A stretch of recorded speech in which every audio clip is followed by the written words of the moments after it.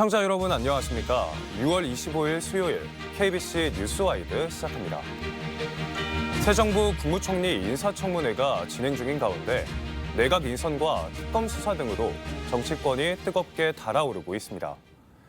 오늘은 더불어민주당 정준호 의원과 함께 주요 정치 현안들 짚어보겠습니다. 여의도 KBC 서울방송센터 연결합니다. 의원님 안녕하십니까? 안녕하십니까. 광주 북구갑 정준호 의원입니다. 반갑습니다. 네. 오늘 이재명 대통령이 광주에 왔습니다. 대선 과정에서 정부가 직접 해결하겠다고 했던 광주공항 이전 문제 논의했는데요. 취임 3주 만에 찾아와 공개적으로 광주와 전남, 무안군 단체장의 의견을 들었습니다. 어떻게 보십니까? 예, 대선 기간 광주 지역 유세에서 수만 명이 운집한 가운데 과거 성남시장, 경기도시장 시절에 그 문제 현안을 해결했던 그 경험을 얘기를 하시면서 대통령이 되면 임기가 개시와 동시에 광주에 와서 직접 여러 단체장, 무안 등 여러 가지 이야기를 듣고 직접 본인이 가시적인 성과를 내서 현안을 해결하겠다라고 말씀을 하셨는데요. 그 일환에서 오늘 방문을 하신 것이고 마침 며칠 전 그 연내에 해수부를 부산으로 이전하라라고 업무 지시를 명확히 내린 것처럼 연내에 가시적인 성과를 내기 위해 오늘 직접 광주를 방문을 하신 걸로 저희가 이해를 하고 있습니다. 네, 이어서 김민석 국무총리 후보자에 대한 인사청문회 이야기 나눠보겠습니다. 청문회 시작 전부터 증인 채택과 후보자의 재산, 자녀 유학 의혹 등으로 여야가 충돌했는데요. 청문회를 통해 어느 정도 해소됐다고 보십니까? 예, 많은 분들이 지금 의혹을 제기하시고 계신 부분이 소위 말해서 세입과 세출 계산이 좀 맞지가 않는다. 금액 차이가 억 단위로 발생을 한다라는 부분이었는데요. 저도 이제 변호사로서의 활동을 해봤지만은 횡령범죄라든지 이런 걸 보면은 몇 년 전에 그 현금성 지출 내역이라든지 수입 내역이라든지 이런 부분을 꼼꼼하게 맞춰서 사실 증빙하기가 굉장히 어려운 일입니다. 만약에 그 현금성 수입과 관련해 가지고 특정한 이권 사업 개입이라든지 어떤 의혹이 구체적으로 제시가 됐다라고 하면은 거기에 맞춰서 증빙을 하는 게 맞겠지만은 단순히 계산이 잘 맞지 않는다라고 했을 때는 관련된 자금 내용의 출처를 어느 정도 소명을 하면은 그 현실에 맞추어서 좀 이해를 해줄 부분도 있을 것 같고요. 경조사비라든지 출판 기념회라든지 여러 가지 내용들 얘기를 했기 때문에 통상의 기준에 비추어서 과거 사례 총리 인사청문회 사례에 비추어 봤을 때 그에 준하는 수준의 정도의 해명이 되었기 때문에 국민의 눈높이에서 한번 평가를 받아볼 필요가 있어 보입니다. 네, 이재명 대통령이 11개 부처 장관 후보자를 지명했습니다. 대통령실이 밝힌 장관 인선 이유 듣고 이야기 이어가겠습니다. 실용과 효능감을 강조하는 대통령의 철학에 따라 성과를 만들어가는 행정부를 만들어갈 것이며 특히 국익외교, 한반도 긴장 완화, 군개혁, 기후위기 준비, 북극 항로 개척 등 분명한 미션을 부여받았기에 가시적인 결과물을 낼 것으로 기대합니다. 네, 의원님은 이번 후보자들 중에 어떤 인물에 주목하십니까? 또 인사의 방향성과 메시지 어떻게 보십니까? 예, 우선 가장 주목할 만한 부분은 아까 이제 강훈식 실장도 얘기를 했지만은 실용주의 인선이라고 하는 부분을 좀 평가를 해볼 수가 있겠는데요. 외교 안보 분야에서는 뚜렷한 경험자들을 배치를 했다. 예를 들어서 정동영 통일부 장관 같은 경우에 있어서는 이미 통일부 장관 경험이 있기 때문에 4기 민주정부에서 연속성 있는 대북 정책을 구현할 수 있을 거라고 보이고 인물로서 보면은 가장 눈에 띄었던 인물은 단연 고용노동부 장관인 김영문 장관입니다. 그 인사 발표가 난 시점에서도 그 기차 운행을 하시느라고 연락이 잘 안 됐다는 후담이 있을 정도로 노동 현장에서 끝까지 헌신을 하고 있었던 현직 기관사를 배출을 해가지고 노사정 이 협의를 현장 경험을 바탕으로 이끌어낼 수 있는 그런 인사들을 보였기 때문에 좀 다소 기대가 많이 되고 있는 상황입니다. 네, 그중에서 특히 윤석열 정부에서 임명된 성미령 농림축산식품부 장관의 유임은 큰 관심을 모았습니다. 전 정부에서 양곡관리법 등 농업민생사업법을 농업을 망치는 법안이라며 대통령의 거부권 행사를 건의했던 인물이라 더욱 의외인데요. 유임 의미 어떻게 생각하십니까?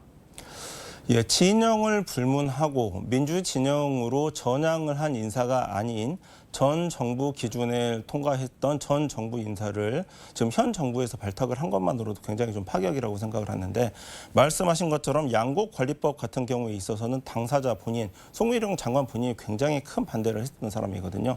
그 법률 용어 중에서도 이제 당사자주의라는 관점이 있는데, 그런 관점에서 유임된 송미령 장관이 국무회의에서 다른 국무위원들을 상대로 해서 본인이 직접 그 반대를 했던 양곡관리법의 포인트를 얘기를 하고, 그러면 당사자주의 입장에서 개선된 법안을 좀 내놔봐라. 그럼으로써 양 진영을 초월하는, 양 진영 모두 설득할 수 있는 논리가 국무회의에서 논의가 돼서 그것을 바탕으로 대국민 설득에 나타나겠다. 이런 부분들이 있기 때문에 저는 굉장히 이 인사가 어쩌면은 이재명 정부 일기 인사의 그 핵심 포인트로 작용할 수 있는 그런 실용주의 인선이라고 저는 보고 있습니다.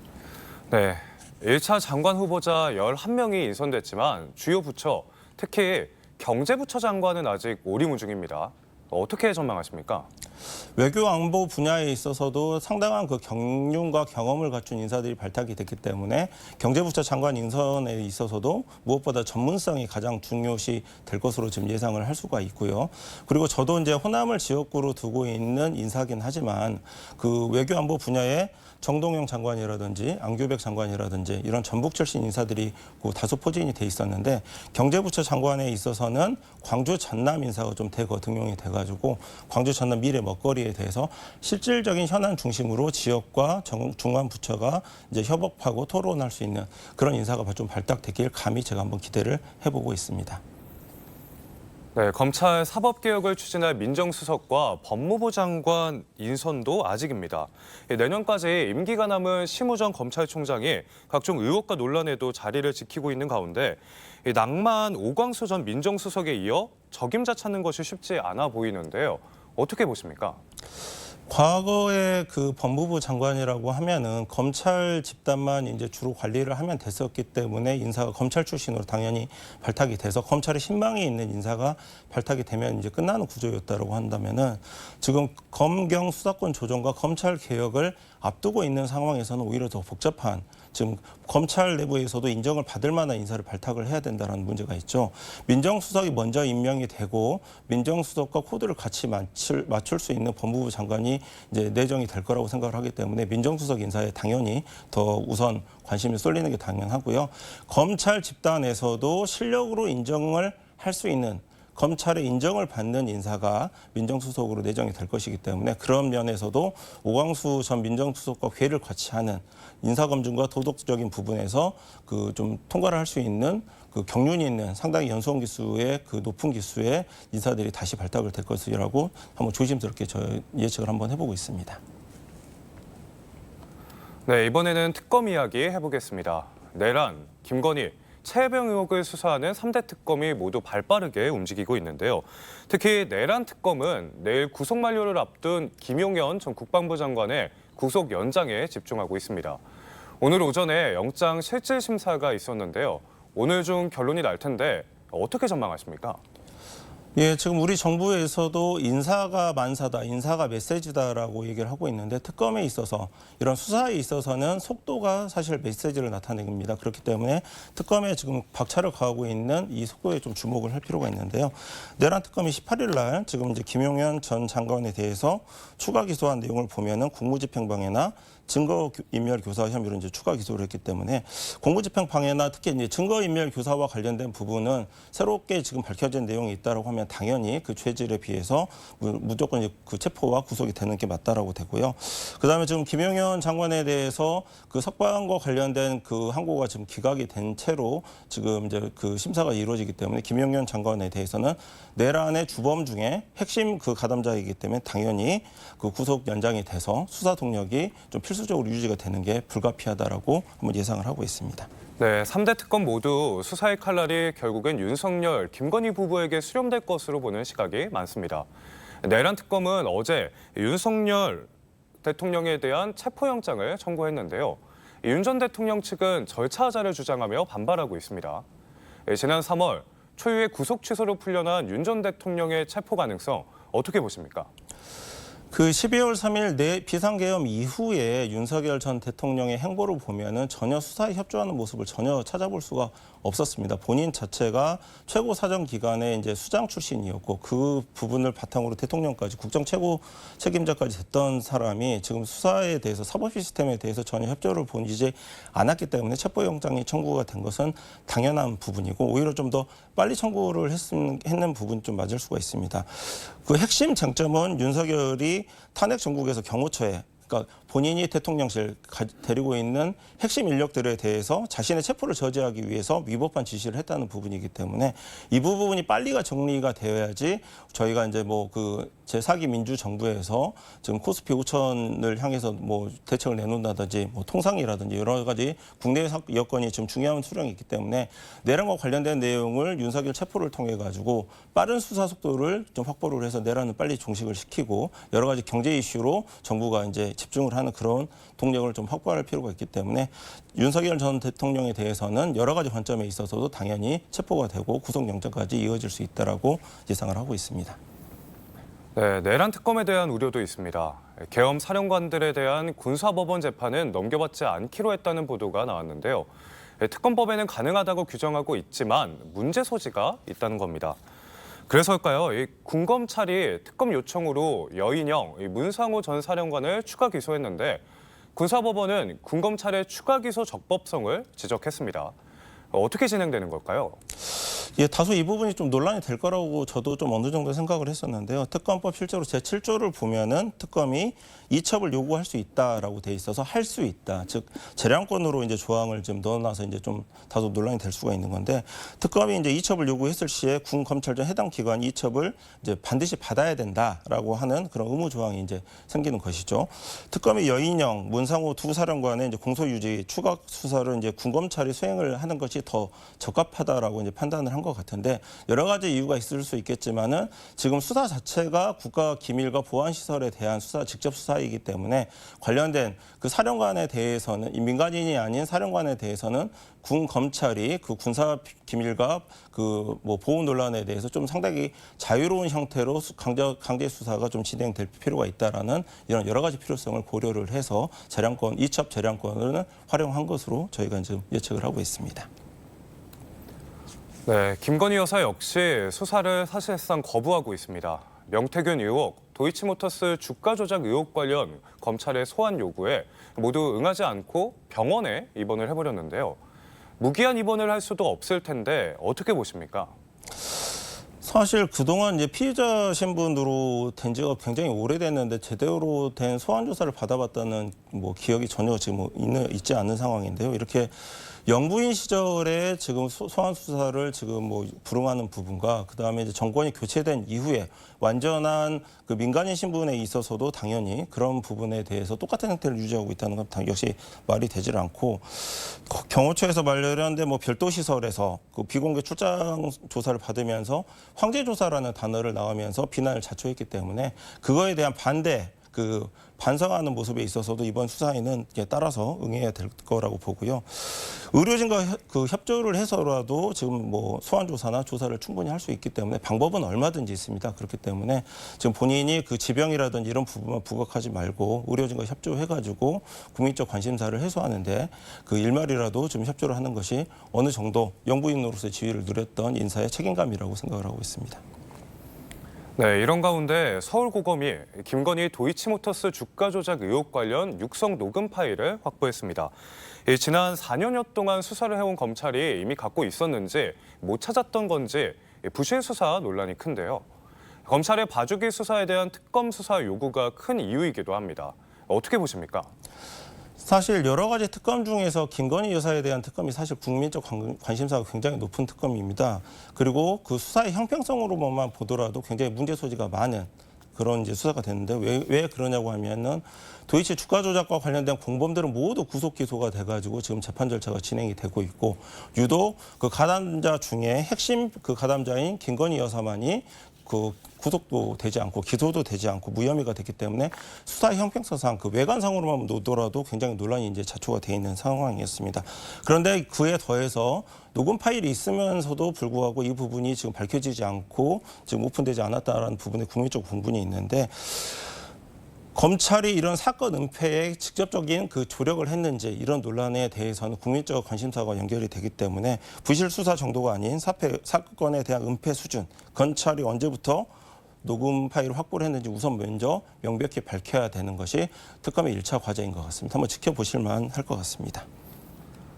네, 김건희 특검은 무려 16가지 의혹을 수사해야 합니다. 어디서부터 수사의 속도를 내야 할까요? 가장 바로 말씀드린 것처럼 도이치모터스 주가 조작 사건은 공범에 대한 처벌이 이제 끝난 사안도 있고 이미 현재 재판까지 진행이 되는 사안이 있기 때문에 공범에 대한 사건이 진행이 됐다라고 하면은 그 확보된 증거와 수사 기록을 상대로 수사 기록 검토만으로도 김건희 여사를 이제 기소할 수 있는 그런 자료가 충분히 확보될 수 있다라고 보는데요. 그렇기 때문에 속도를 낸다라고 하면은 도이치모터스 주가 조작과 관련돼서 김건희 여사에 대한 기소 여부가 가장 먼저 판별이 되는 게 순서상 맞는 것 같고요. 그다음에 검찰 역시 방금 말씀드린 것처럼 주가 조작 인식 정황 녹음 파일이 확보가 됐기 때문에 공범 진술을 확보를 해서 공개를 하고 빠른 수사를 좀 해서 빨리 김건희 여사의 그 신병과 관련된 처분을 내릴 필요가 있어 보입니다. 네, 우원식 국회의장과 여야 원내대표가 회동을 갖고 내일 국회 본회의를 열기로 했습니다. 주요 발언 듣고 이야기 이어가겠습니다. 여야 그리고 국회가 외부의 큰 위기에 맞서서 함께 힘을 모으는 모습을 국민께 보여드려야 되는 그런 시점이라고 생각합니다. 지금은 대내외의 복잡한 위기 상황 그리고 국민의 민생 불안과 고충을 최우선적으로 고려할 때라고 생각을 합니다. 국민의힘에 정중하게 요청드립니다. 민생 추경도 빠르게 처리를 할 수 있도록 함께해 주십시오. 이제 원내 2당이자 야당인 우리 국민의힘의 법사위원장을 재배분해 주실 것을 다시 한번 요청을 드립니다. 이런 곳에서부터 시작을 해서 정치가 복원이 될 수 있다고 생각합니다.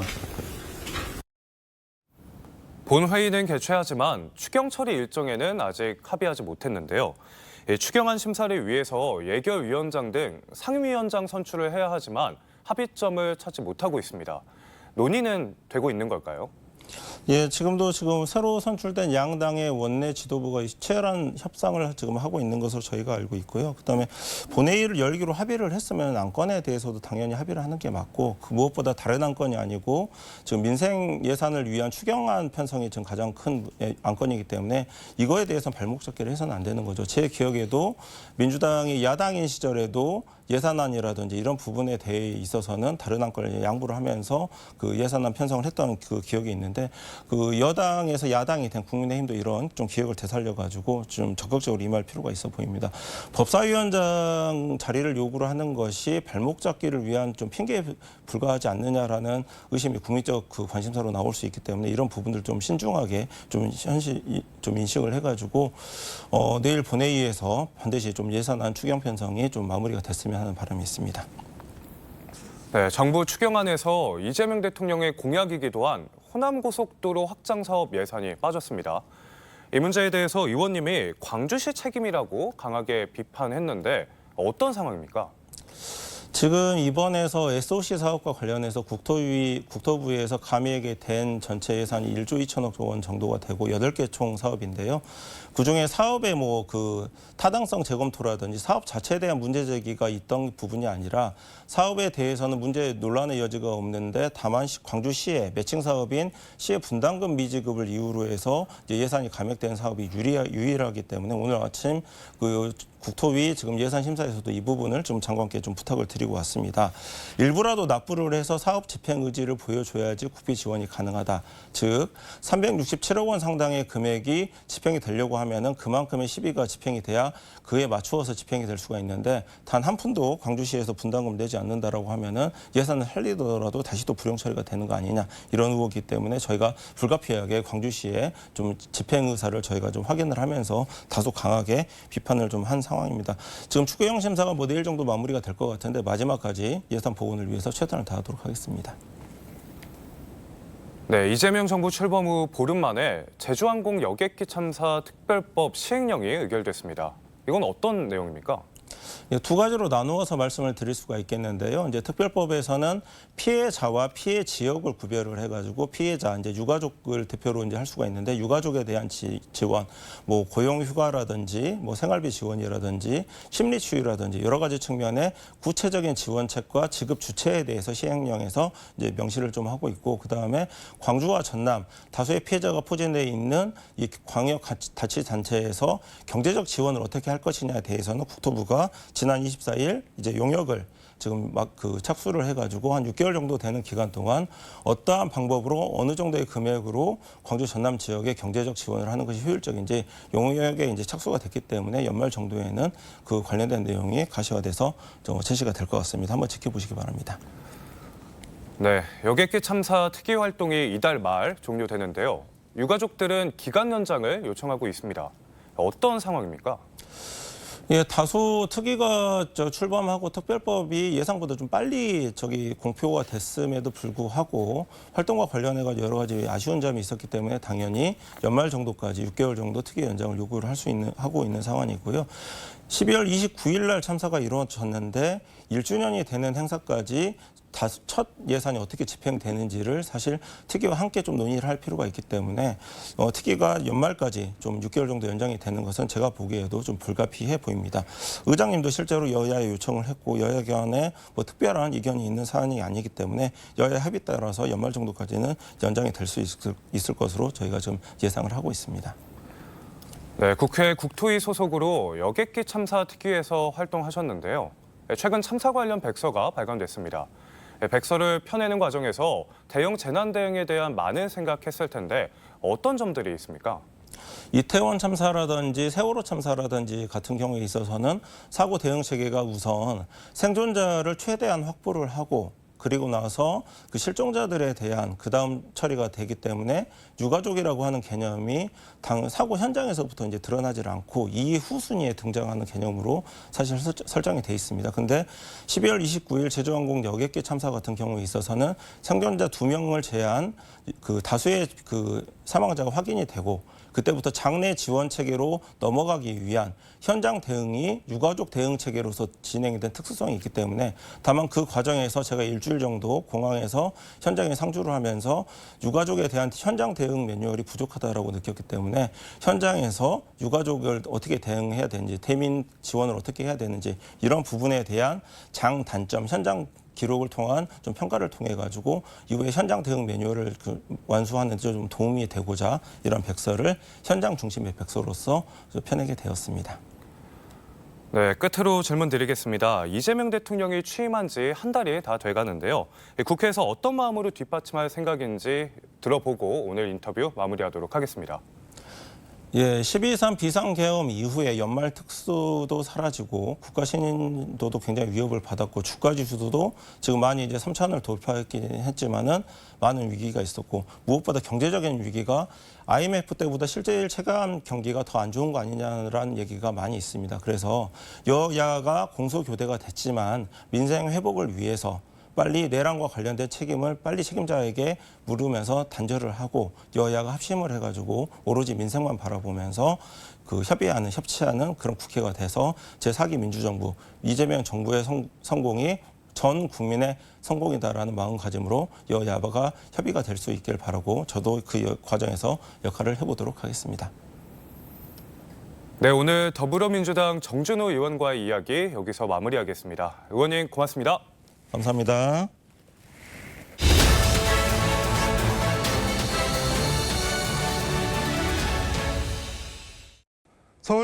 서울광역방송센터입니다.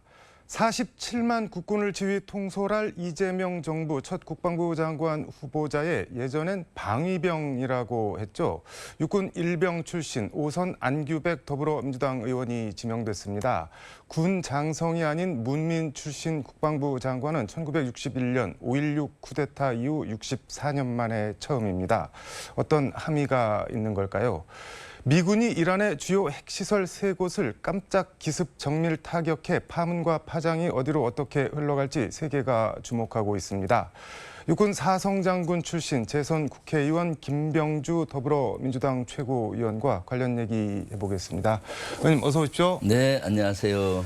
미드나이트 햄머, 미군이 한밤의 망치 뭐 이런 작전명을 붙였는데 이란 입장에서는 진짜 아닌 밤중에 홍두깨격으로 얻어맞은 기억인데 전체적으로 어떻게 보셨나요? 이번 폭격? 네, 이번 폭격은 사실 예고가 됐었잖아요. 이스라엘이 이란의 핵시설을 공격을 여러 번 했는데 네. 지하 한 80m에 있는 시설에 대해서는 이스라엘에서는 그걸 제거할 수 있는 무기가 없었거든요. 그러니까 미국이 갖고 있는 벙커버스터 GBU-57 정도래야 가능하기 때문에 미국에 계속 거기만이라도 포로도 그 지역만이라도 타격해 달라 요청이 있었고요. 미국은 아마 수개월 전부터 네. 그런 계획을 짰던 걸로 확인이 됐습니다. 네. 벙커버스터 이게 뭔가요, 그런데? 벙커버스터는 네. 실질적으로 그 지하 갱도 같은 거를 네. 타격하기 위한 무기 체계죠. 그러니까 지하를 어느 정도 뚫고 들어가서 지하 시설을 파괴하는 무기 체계고요. 거기에는 종류가 많아요. 지하 몇 메타까지 파괴할 수 있느냐 이런 거니까요. 네. 그 중에 가장 큰 위력이 있는 것이 GBU-57 미국이 갖고 있는 것은 지하 한 60m까지 파고 들어가서 파괴할 수 있는 무기 체계죠. 네. 이게 무슨 폭탄이 드릴이 달린 것도 아니고 그게 네. 어떻게 땅속에 들어가서 터지는 건가요? 그것은 뭐 그 네. 탄두에 특별 재질이 해서 네. 충격에도 이것이 그 실제 견딜 수 있게 하고 또 이 들어가는 것은 네. 자율학화 속도와도 관계가 있습니다. 탄 무게와도 관계가 있고 그래서 그런 걸로 하면은 이렇게 실질적으로 지하를 뚫고 이렇게 들어갈 수 있죠. 뚫고 들어가서 목표 지점에 도착할 때까지는 안 터지는 건가요? 네네. 거기도 시한 장치가 있어서 지연 신간에서 초를 입력을 합니다. 뭐 100분의 1초, 100분의 2초 이 깊이에 들어가는 거에 따라서 할 수가 있거든요. 그래서 예를 들면 요새는 그러한 탄들이 많이 발전이 돼 있어서 지상 10m 건물의 4층에 누구를 제거해야 되겠다면은 4층까지 뚫고 들어가서 4층에서 폭파할 정도의 능력을 갖추고 있어요. 아, 그러니까 10층짜리 빌딩인데 4층에서 터뜨리겠다 하면은 네. 통과해서 4층에서 네. 터지게. 네, 왜냐하면 층별로 콘크리트 두께가 있잖아요. 아, 네. 그 두께를 계산하면 뚫고 들어가는 속력해서 뭐 그 초를 지연시켜서 거기서 딱 터뜨릴 수 있을 정도로 지금은 무기 체계가 발전이 돼 있죠. 이게 신기하면서도 좀 무섭다는 생각도 드네요. 그거. 네, 지금 미사일은 아주 고도로 발전돼 있어서 아주 정확하고 위력이 아주 강하고 그렇죠. 근데 이란 그 지하 핵시설이 지하 80m 정도에 있다고 말씀을 하셨는데 미군이 가진 벙커버스터 그게 한 60m 정도 네. 뚫고 들어간다고 하는데 20m 정도 차이가 나는데 타격을 입은 건가요? 어떻게 된 건가요? 저는 충분히 80m까지 들어갔으리라고 봐요. 왜냐하면 80m 이거를 까지도? 첫 발을 쏘고 나면은 이게 뚫리잖아요. 아, 그 위에 또 뚫리면서 쏘는 건가요? 예, 그 위에 다시 시차로 또 엮고 또 그다음 시차로 들어가면은 첫 탄은 60m 정도 들어가지만은 두 번째 탄은 이 흙이나 이런 것들이 약해지잖아요. 그 폭발을 하면은 그럼 다시 한 70m, 다시 뭐 한 90m 이런 식으로 들어갈 수가 있거든요. 그럼 같은 자리에 세 발을 때린 건가요? 네, 네, 네. 거의 같은 자리죠. 한 1m 반경 내에. 거기 보니까 위성 사진에 보니까 한 1, 2m 사이에 이렇게 했더라고요. 그리고 그 탄 위력 자체가 원체 한 2톤 이상 되잖아요. 탄두 무게가. 그러면은 그 안에서 폭발한 위력이 엄청납니다. 그러니까 한 1, 2m 옆에 터뜨린다고 해도 같은 공간에 터뜨릴 수 있는 그럴 정도로 정밀성을 갖고 있는 거죠. 네. 이란은 뭐 우리 크게 타격 입은 거 없다. 지상 시설물 좀 뭐 망가진 거밖에 없다 그렇게 얘기하는데 그거는 일종의 그러니까 허장성세인 거네요. 저는 그렇게 보고 있습니다. 미국은 그러니까 이스라엘은 오래 전부터 그 시설에 대해서 주목을 하고 있었고 그렇기 때문에 지하 몇 메타에 있는지 정확히 위치라든가 이런 정보는 갖고 있었을 겁니다. 그러면은 정확히 그 지점까지 폭파할 수 있는 능력은 있고요. 그래서 어느 정도 상당한 그러한 피해가 있지 않았나 싶습니다. 근데 이게 트럼프 대통령이 이란에 14일 동안 뭐 휴전 협상할 시간 주겠다 해놓고 이틀 뒤에 바로 폭격을 해버렸는데 네. 이거는 어떻게 보면 속인 거 아닌가요? 원래 이렇게 하는 건가요? 일반적으로 보면 속였다고 볼 수 있지만 군사 학에서는 그 정도는 기만좋은 술로 볼 수가 있습니다. 그리고 2주 시간을 줬지만은 사실 2주 시간 하다 보면 또 방공망이 회복될 수가 있잖아요. 초기에 이스라엘이 이란의 방공망을 많이 무력화시켰습니다. 군사학적으로 보면은 기습과 기만으로 했다. 이렇게 기습과 표현할 기반은 뭐 종이 한 장 차인 건가요? 네, 네. 예. 근데 공습 직후에 이제 이란과 이스라엘이 트럼프 대통령 주재로 휴전을 발표를 했는데 이것도 깜짝 휴전인데 이게 결국 그러면 트럼프가 미군이 가진 무력을 이용해서 무력 시위 벌여서 이란 최고 지도자 호메이니한테 정권 붕괴 당할래, 핵 무기 개발 포기할래 이렇게 그냥 어떻게 보면은 윽박질러서 원하는 거를 관찰해서 얻은 거 아닌가요? 이스라엘의 보복도 못하게 하고. 네, 제가 봤을 때 이 전쟁 자체가 네.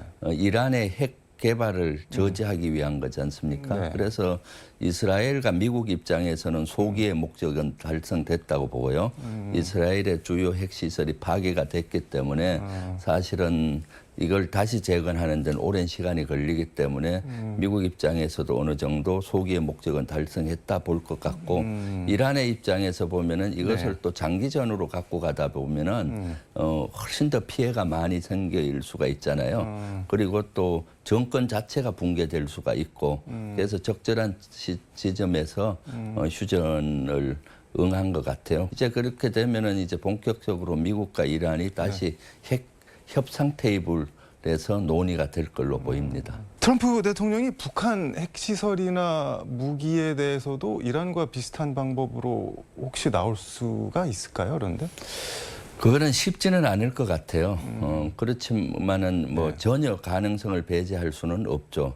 그래서 쉽지 않다는 이유는 이미 이란과 북한은 차이가 많잖아요. 이란은 아직 핵을 보유하지 않았고 북한은 실질적으로 이제 핵을 가지고 있는 걸로 지금 알려지고 있지 않습니까? 네. 그리고 주변 중국과 러시아가 바로 북한과 붙어 있고 네. 그렇기 때문에 한반도에서는 쉽지는 않을 것이다. 그럼에도 불구하고 네. 2017년, 18년도 트럼프 일기 때 초기에 네. 그때 북한이 핵실험하고 했을 때 있었거든요. 네. 그때 트럼프 대통령은 북한을 공격해서라도 핵 비핵화를 시키겠다는 의지를 가지고 전쟁 준비를 한 적이 있어요. 그때 최고조로 이렇게 긴장이 고조됐다가 평창 동계올림픽 때 문재인 정부의 노력으로 평화의 물꼬가 터지면서 그 전쟁의 위협은 줄어들었던 그 선례가 있죠. 그렇기 때문에 이번에 한반도 사항은 전혀 다른 사항이고 그런 일이 있어서는 안 되겠지만은 트럼프는 이번에 성공을 했기 때문에 또 그런 유혹을 받을 수 있지 않겠나 하는 저는 우려를 하고 있어요. 근데 이게 뭐 제가 미국 시스템을 잘 몰라서 그런 것도 있고 흔히 뭐 대통령이 군 최고 통수권자라고는 하는데 트럼프가 북한 치자 이렇게 결정하면은 그 따라가서 쳐야 되는 건가요? 그러면 아니죠. 그것은 만약 북한을 치게 되면 전쟁으로 확대될 거 아닙니까? 우리로서는 그렇게 응할 수가 없는 거죠. 1994년도에도 그 당시 미국 대통령이 영변 핵시설을 공격하려고 할 때 그때 김영삼 대통령이 반대해서 못했던 것이고요. 2018년도 그때도 제가 2017, 18년도 연합사 부사령관 할 때 미국은 전쟁을 불사하고라도 북한을 비핵화하겠다는 의지를 가지고 전쟁 준비를 했었죠. 사전에 협의 같은 거는 어쨌든 해오는 모양이네요, 저희한테, 우리한테. 우리가 미리 정보를 알 수가 있잖아요. 한미 연합사에서 같이 근무를 하니까. 그래서 문재인 정부에서 전쟁은 안 된다 하고 그때 문재인 대통령께서도 단호하게 얘기하고 미국하고 평화의 길을 모색하자해서 북한을 설득시켜서 평화의 대화의 창으로 나오게 했던 것이고요.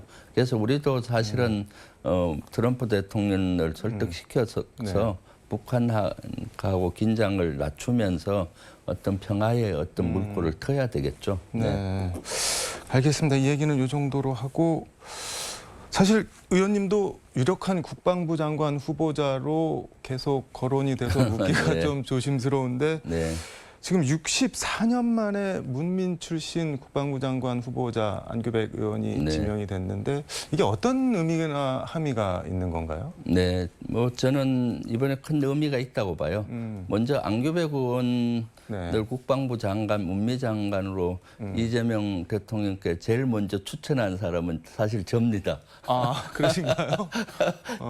물론 그 12.3 내란이 일어나고 얼마 있다가 그때 그 네. 국민의힘 측에서 그때 국방부 장관, 행안부 장관 자리가 비었으니 이건 안보 측면에서 빨리 임명하자. 그러면 우리 동의하고 대신 국방부 장관은 우리 측 행안부 장관은 국민의힘에서 좀 제의하게 한번 협상하자. 그리고 우리가 한다면은 문민 장관으로서 안규백 의원이 적격이다라고 제가 한번 그 당시 대표 이재명 대표께 말씀을 드렸고 그때 제가 봤을 때는 제 적격이었거든요. 왜냐하면 12.3 내란 구테타 친위 구테타로 인해서 군의 그 신뢰가 많이 바닥에 떨어져 있죠. 그리고 그래서 이번에는 문민 장관을 해서 구테타의 이런 근본적인 것들을 제거하고 또 군을 바로 세우는 데는 문민 장관도 뭐 괜찮다. 그런데 문민 장관이라고 다 좋은 것은 아니고 이 안규백 의원은 충분히 자격이 있어서 사실 그렇게 얘기를 한 겁니다.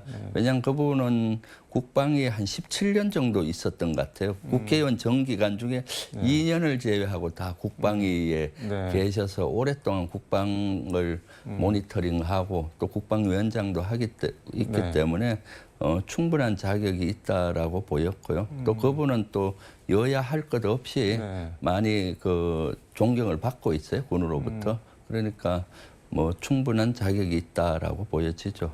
근데 군인들이 장성들이 혹시라도 그런 생각을 할 수도 있지 않을까요? 뭐 일병 출신이라고 하는데 국회 국방위에서 아무리 군을 많이 다뤄봤어도 지가 군을 알아? 뭐 이런 생각을 혹시라도 군인 출신이시니까 할 수는 그런 가능성은 없나요? 일부는 있을 수 있죠. 당연히 그런 거는 어느 조직이든지 그 조직에 그 제대로 근무를 안 했던 사람이 오면은 그렇게 하는데 그것은 능력으로 입증이 되면 되는 거거든요. 이미 안규백 의원은 17년 동안 국방위원으로서 활동하면서 능력이 입증이 됐고 어느 정도 권위는 있다고 봅니다. 그리고 국방부 장관 가셔서 또 그러한 본인이 그동안 쌓아온 내공을 또 입증하면은 처음에는 그런 반발이 있을 수도 있지만은 금방 저는 해소되리라고 보고요. 그러니까 군에서는 두 가지 관점이거든요. 법적으로는 상급자에게 복종하잖아요. 근데 자발적인 복종을 이끌어내는 게 중요합니다. 그런 좀 능력이 있고 인품이 훌륭하면 자발적으로 복종하는 시스템이 되지 않습니까? 그거는 이제 안규백 의원의 몫이죠. 네. 그 실력으로 다 눌러서 자발적으로 복종하게 만들 수 있을 거다 그렇게 보시는 네, 거예요? 네, 저는 뭐 충분히 그렇게 보고요. 또 저는 국회 차원에서 또 국방위원이고 당의 최고위원이기 때문에 안규백 의원이 빨리 그렇게 군을 통제하는데 법적인 것뿐만 아니라 자발적인 복종을 이끌어낼 수 있게 당 차원에서도 국방위 차원에서도 많이 좀 도와주고 같이 협업을 하려고 합니다. 네. 이번에는 문민 장관이 가는 게 맞다고 말씀하셨는데 다음에는 그럼 의원님이 가실 수도 있는 건가요? 그래서 그 문민의 기준은 제가 그 우리 이재명 대통령하고도 여러 번 얘기를 나눴는데 군인 출신이냐 아니냐 이것이 아니라 그 군에서 문제가 됐던 거는 전역하자마자 장관이 되는 경우 군인의 색깔을 못 벗고 하다 보니까 장관은 정무직이고 정무 감각이 있어야 되는데 군인처럼 하다 보니까 자기 계파를 만들고 자기 뭐 이런 여러 문제가 생긴 겁니다.